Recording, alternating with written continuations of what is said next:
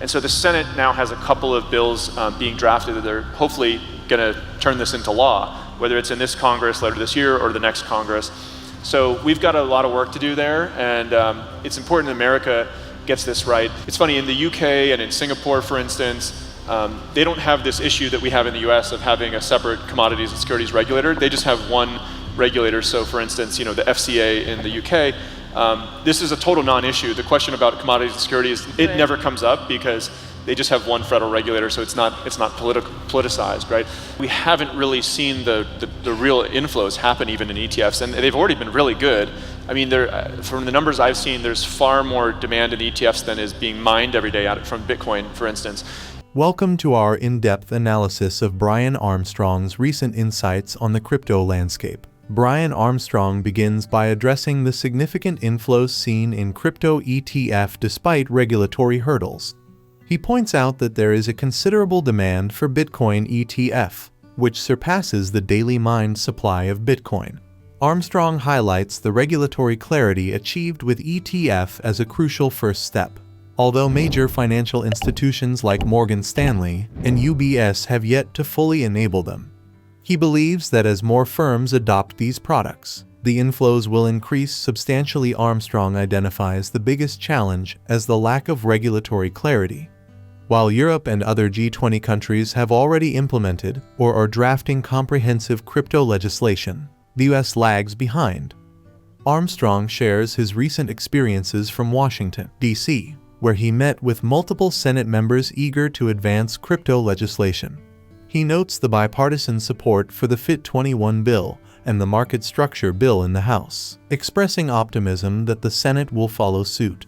He emphasizes the need for Congress to step in and provide clear regulations to prevent the current turf war between the CFTC and SEC from stifling the industry's growth. Please take a little time to like this video, subscribe to the channel, and turn on post notifications for more videos like this.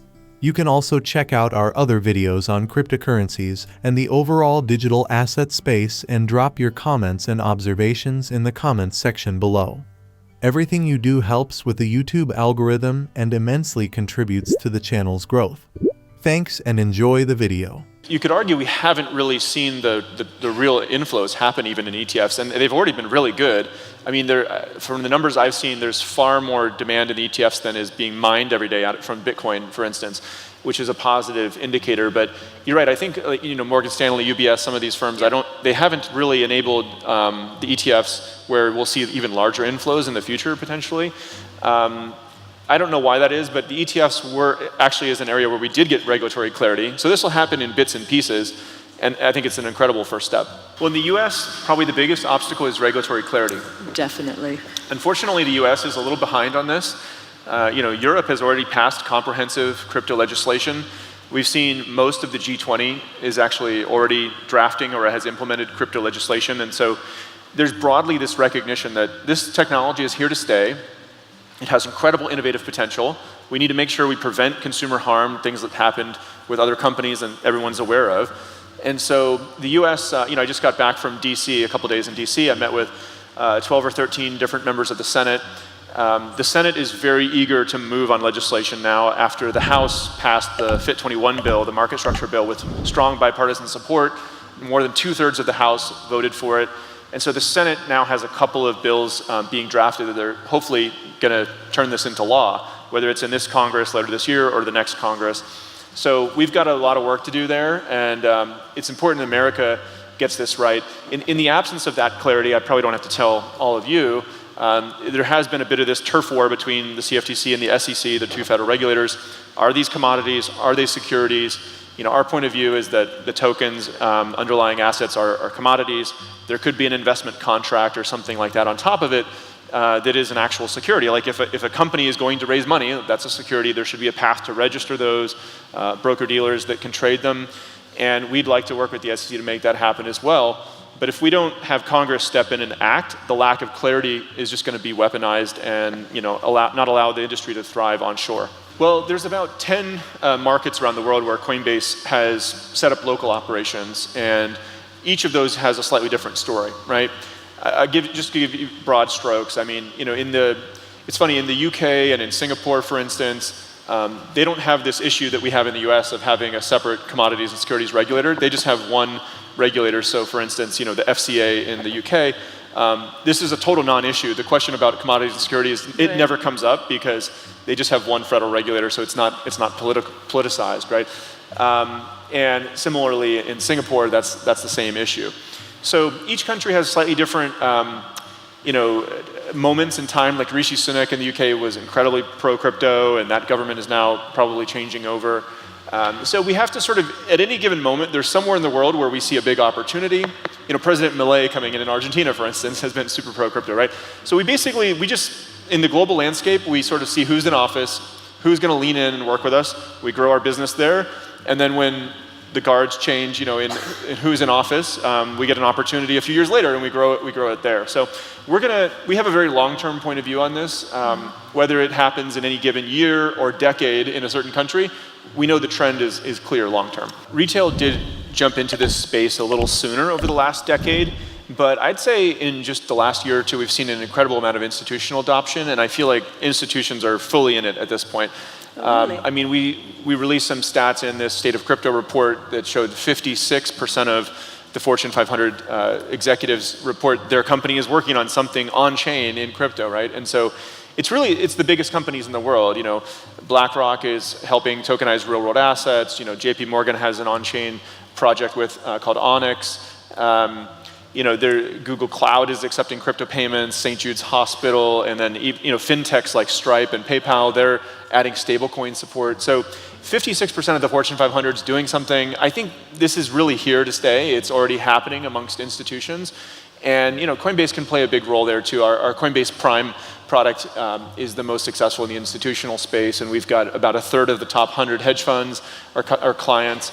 A lot of them are also looking for that regulatory clarity moment, and I think when I talk to the institutional investors often, they'll say, once we feel like there's regulatory clarity, which will not be some moment in time, it's a gradual trend that's happening, they're like, that's what would cause us to put 5-10% of our portfolio in instead of a couple of percent. Technological advancements form another crucial aspect of Armstrong's discussion. He introduces Base, Coinbase's Layer 2 solution, designed to enhance blockchain scalability. Comparing this to the Internet's evolution from dial-up to broadband, Armstrong explains that Base enables instant, freest coin transfers worldwide, revolutionizing payments and remittances. He also mentions Coinbase's derivatives products and a new smart wallet that simplifies crypto onboarding using biometrics instead of complex seed phrases. Armstrong envisions a future where crypto transitions from an asset class to real-world utility. He foresees broader applications in payments, voting, decentralized social networks, and direct content creator-fan relationships. This utility, according to Armstrong, will drive crypto adoption to billions of users, following a similar curve as the early internet. Well, the first one is really a technology improvement that'll enable lots of products, but if any of you haven't seen Base, it's our layer 2 solution. It's really important to help blockchains scale. And so, layer 1 networks were the first thing that happened in crypto. They were kind of slow, they were kind of expensive, but you could see the potential of it. With layer 2 coming online, it's kind of like when the internet moved from dial-up to broadband.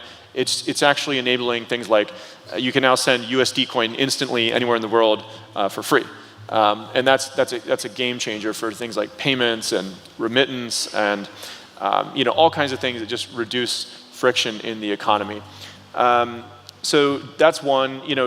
Derivatives is another thing. We now have our derivatives products live both in the US under our FCM and internationally under our international exchange. That's an important part of any sort of capital market, and we've seen really good traction there. The last one I'd say is we released something called our smart wallet. So this one it's a little bit technical still, but a lot of developers have started to use it. And it essentially makes the onboarding process for someone to get a crypto wallet in any kind of application much easier. It's using things like biometrics. So, in the past, you had to remember this 12-word phrase, and you had to save it in a password manager, and sometimes people would, put it in the wrong spot, and they would lose it. now you can really just use a biometric like a fingerprint, and boom, you have a crypto wallet in any application. And so we're starting to see crypto wallets get added into lots of different Web 2 companies, lots of Web 3 companies that are kind of native on chain. And really, what we're seeing just zooming out here is like crypto started as an asset class that people wanted to invest in, and it's great. It's more than $1 trillion, and we've got over 400 million people globally, have used crypto now, about 5% of the global population.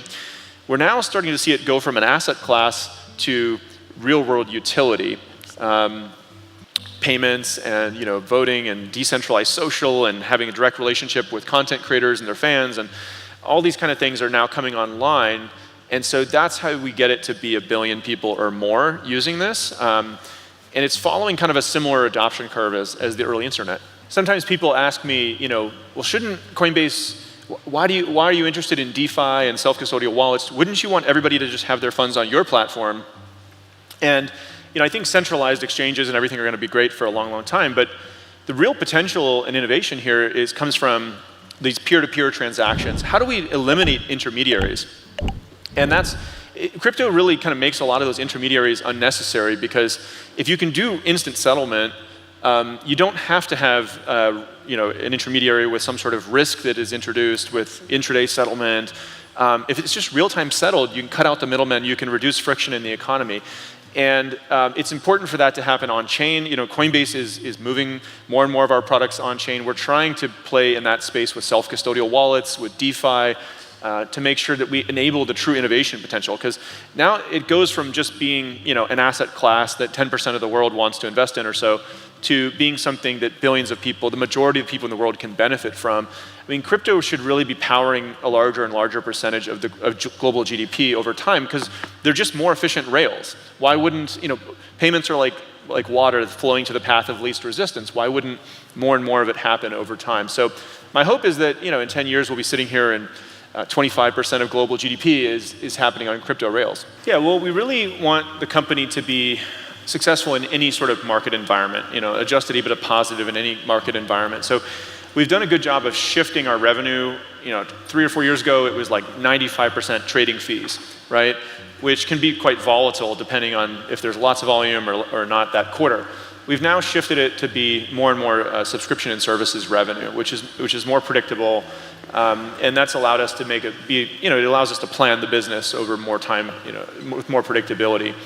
I think we've been able to reduce costs quite a lot, be very judicial about how we're growing the expense base, but still invest in the next iterations from an innovation point of view, like the smart wallet and Base, and how do we accept commerce payments online? How do we accept political donations in crypto? How do we inject it into more and more parts of the crypto economy? The other big piece of the puzzle is international expansion. So obviously we started in the US, still our largest market, but we've now picked 10 large markets. We call this our go deep markets, where we have these local boots on the ground, local licenses, local partners, and we've started to make great traction. Actually, international in Q1 our revenue grew faster than in the US, and so we've started to make that a bigger and bigger percentage of our market in those 10, or our revenue in those 10 go deep markets.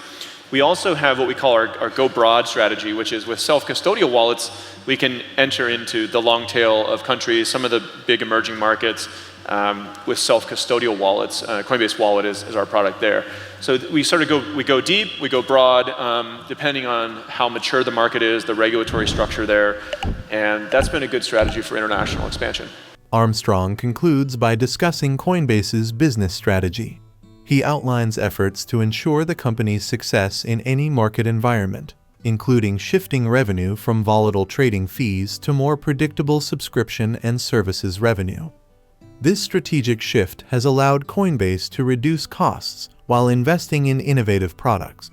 He also highlights Coinbase's international expansion, particularly in 10 key markets where they have established local operations and seen significant growth.